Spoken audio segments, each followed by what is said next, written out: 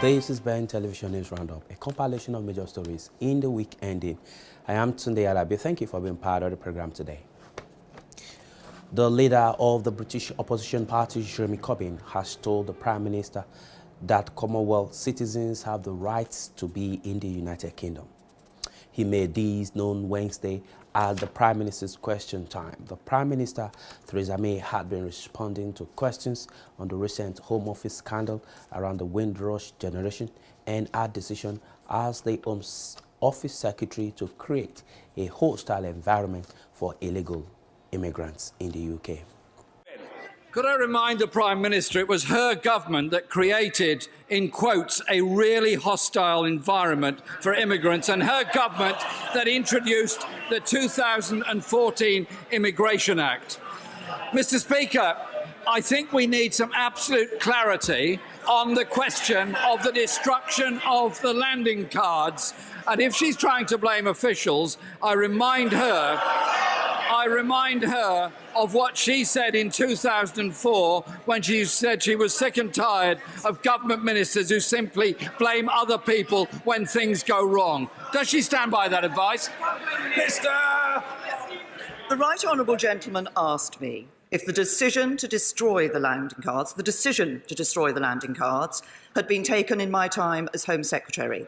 The decision to destroy the landing cards was taken in 2009, and as I seem to recall, in 2009 it was a Labour Home Secretary who was in position. Mr. Speaker, it was under a Tory government, and she was Home Secretary at that time. And that is what is causing such pain and such stress to a whole generation. And on Monday, the Home Secretary told the House, I'm concerned that the Home Office has become too concerned with policy and strategy and sometimes loses sight of the individual. Who does the Prime Minister think is to blame for this? The current Home Secretary or her predecessor? Prime Minister! Say to the right honourable gentleman, the Home Office is a great Department of State which touches people's lives every day in a whole variety of ways. My right honourable friend, the Home Secretary, has been swift in responding to this issue of the unfortunate confusion and anxiety for which we have apologised, which has arisen from the Windrush generation. The right honourable gentleman referred earlier to action that we had taken as a Conservative government to deal with illegal immigration. Can I say to the right honourable gentleman that I think it is absolutely right that we ensure that people who access our services that are paid for by taxpayers, that are relied on by people living in this country, have a right to do so, that we take action against people who are here illegally. The Windrush generation are here legally. They have a right to be here. They are British. But if he wants to question the issue of taking action against illegal immigration, I suggest he has a conversation with the former Shadow Home Secretary, the Right Honourable Member for Normanton, Castleford and Pontefract, who in 2013 said, we need much stronger action from government to bring illegal immigration down. Jeremy Corbyn! Mr. Speaker, this isn't about illegal immigration. This is about Commonwealth citizens who had every right to be here. Cases like Mr. Thompson's have occurred because it was Home Office policy in 2012 to create the really hostile environment for migrants. And she was the Home Secretary that sent Home Office vans around Brent telling migrants to go home. Mr. Speaker, on Monday, the Immigration Minister said that some British citizens had been deported in error. The Home Secretary didn't know and then asked Commonwealth High Commissioners if they knew of any cases. So does the Prime Minister know how many British citizens have been wrongly deported, where to, and what provisions she's made to bring them back home to Britain? Absolutely. Well, As the immigration's made clear, we apologise unreservedly for the distress that's being caused to anyone who may have been told incorrectly that they do not have the right to be in the UK. We're not aware of any specific cases of a person being removed from the UK in these circumstances, and we have absolutely no intention of asking anyone to leave who has the right to remain here. But the work will be done by the Home Office to reach out to those from this Windrush generation who do not have the necessary documentation to ensure that that is provided. There will be no cost to them. Nobody will be out of pocket as a result of this. There is a difference between the Windrush generation, who are British, who are part of us, who have a right to be here, and we want to ensure that we give them the reassurance of that right, and those other people who are here illegally. And I think it is absolutely right that the government should make every effort to ensure that people who access our services have a right to do so, and that we take action against people who are here illegally. Jeremy Corbyn. Mr. Speaker, I'm informed that Mr. Albert Thompson has still not been informed when he will be getting the treatment he obviously needs as a matter of urgency. Doesn't the Home Office keep records? It's been months since these cases were first brought to the government's attention. We know of at least 2 British citizens languishing in detention centres in error, and this morning the Jamaican Prime Minister has said he knows of people who are unable to return to Britain. Mr. Speaker, this is a shameful episode, and the responsibility for it lies firmly at the Prime Minister's door. Her pandering to bogus immigration targets led to a hostile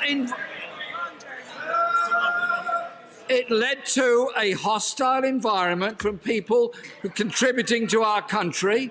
It led to British citizens being denied NHS treatment, losing their jobs, homes and pensions, thrown into detention centres like criminals and even deported. Vital historical records shredded and ministers blaming officials. Mr. Speaker, the Windrush generation came to our country after the war to rebuild our nation that had been so devastated by war. Isn't the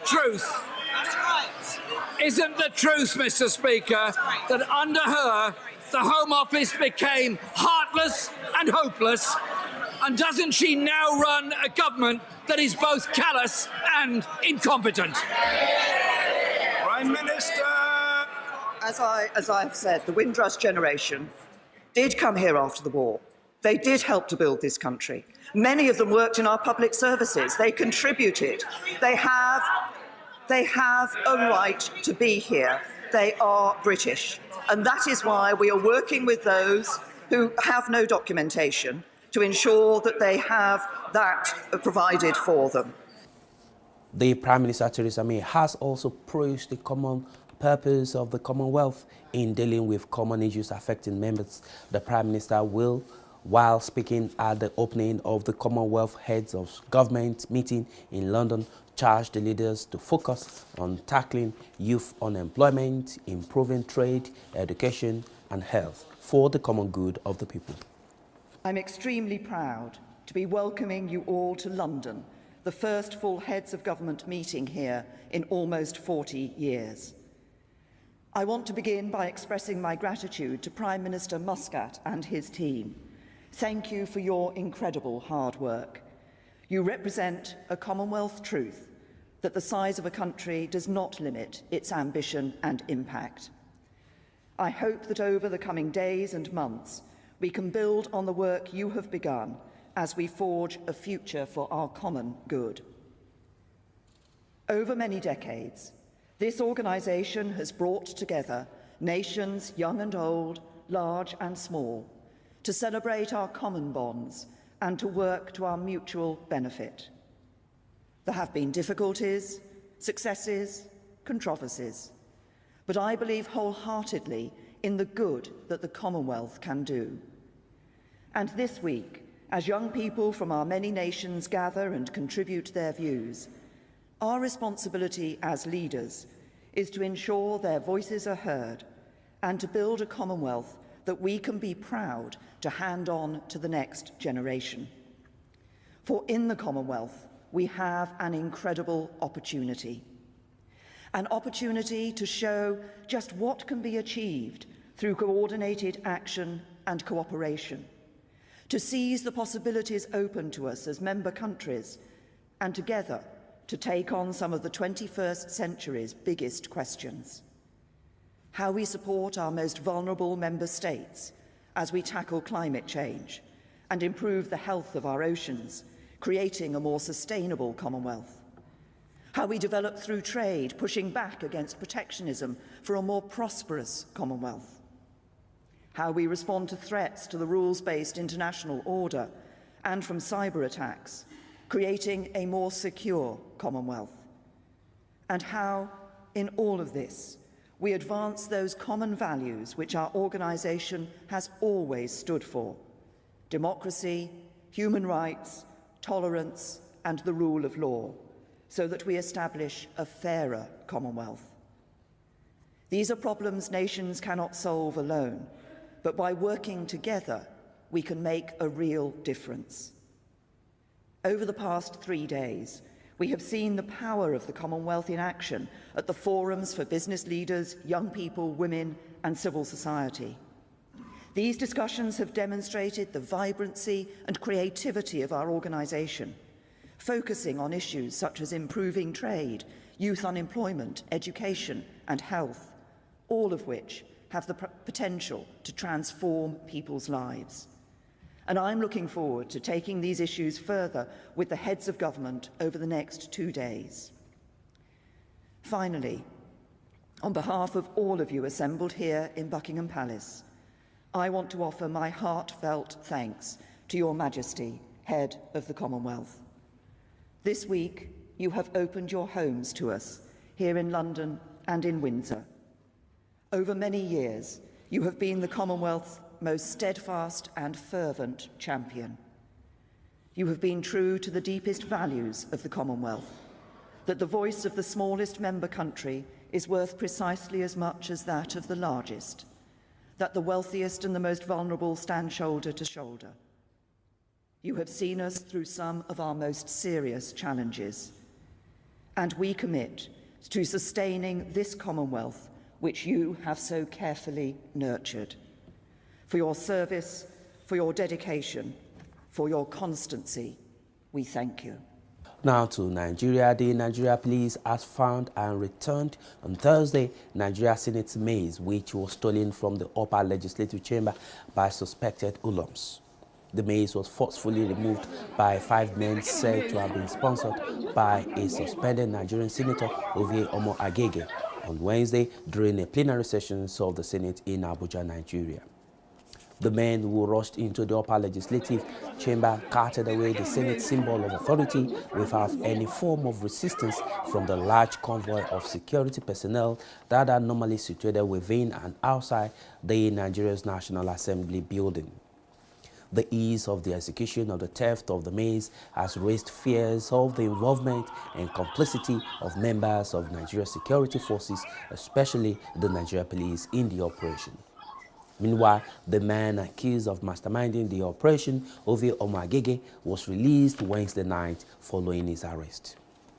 Ovie Omo Agege has since denied involvement in the invasion of the Senate chamber and the theft of the maize. Also, some other members of the upper legislative chamber have condemned the action of the senator and the perpetrators of the act.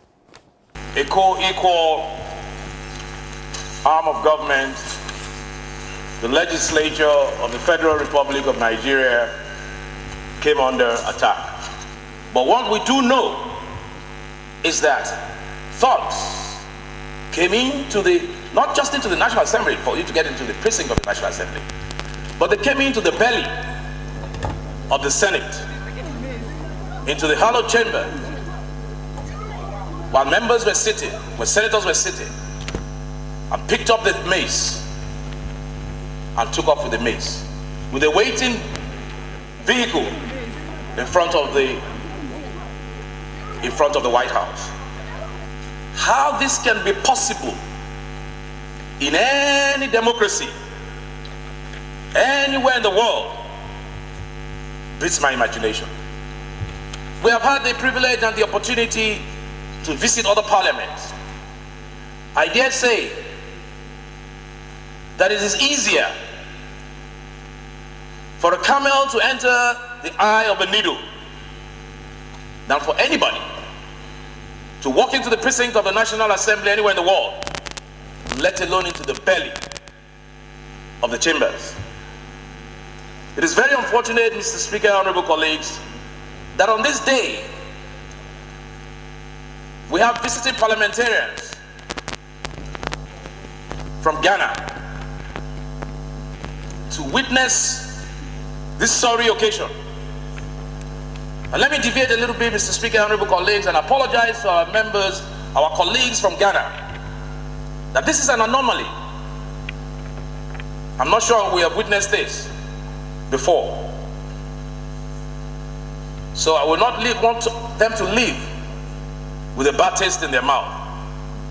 Mr. Speaker, honorable colleagues, it is important that as a House, we join our colleagues in the Senate in solidarity. As an eyewitness of what happened this morning, the men that came to the National Assembly constitute a security breach. A security breach in which the Hallowed Chamber of the Senate became the attack, and the mace was seized. While leaving, the sergeant at arms attempted to prevent them. One of them was beaten down with a swollen eye. The other one that ran to them was beaten flat, and they went through the White House, the back gate, and they went away. Sir, honorable colleagues, this is a serious security breach, and I don't want to repeat what the leader has said, only to add to the prayers. So I move, honorable Speaker, that we should, as a House, condemn the ugly incident of thugs entering the hallowed chambers of the Senate to seize the mace, and two, also to add to the prayers that we should set up an ad hoc committee to investigate the security breaches in the National Assembly and to make recommendations to prevent future ugly incidents like this. It can only be likened to a total collapse of the democratic system. Mr. Speaker, if the legislature is dead, where lies the fate of the executive and the judiciary? In the 3 tiers of government ranking, the legislature comes down number 1. And Mr. Speaker, if we don't liken the scenario to the plucking of the soul, I don't know what we can liken it to. Today it is the maize. God forbid, Mr. Speaker, assuming it had been an honorable member, that those people, or a senator, that the terrorists have come to attack, what is the story that we will have given, or the headlines that will make the lines tomorrow be like? It is a serious issue. Today, it is the maize. And if it is not unraveled to the circumstances that led to it, tomorrow it can be personalized, and when it is personalized, it is no longer an institutional attack.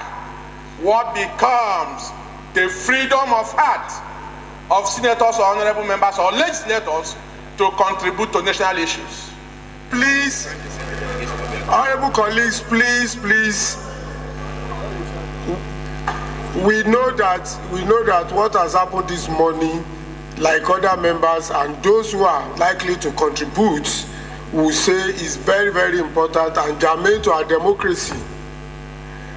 In the history of representative democracy, the moment the assembly is attacked and cowed, then democracy in such a space ceases to exist. So we know it is as important as that. And we know it is equally important if we have to follow by emotion what happened in the Senate, and we even in the first instance decided not to come and sit today, it will have been a war won by those who came to attack us. The mere fact that we are sitting and we are deliberating shows that we know what we are doing. So there is going to be a delegation led by the leader of the House, supported by MT Moguno, the leader of the House, MT Moguno. With that story, we conclude the news roundup for this day. Thank you for being part of the program. I'm Tunde Alabi. Enjoy the rest of your day. Bye. Regardless, residents status abroad, living outside the shores of one's homeland can really be challenging and sometimes very difficult. Let's be sincere, to keep pace with artists from the host country abroad can really be difficult. Here on Dialogue in Diaspora, we give you every information, every news, every current issue you need to know on artists outside the UK. Dialogue in Diaspora is your link between the world and the United Kingdom. It's your window to African development. Here, live on Ben Television.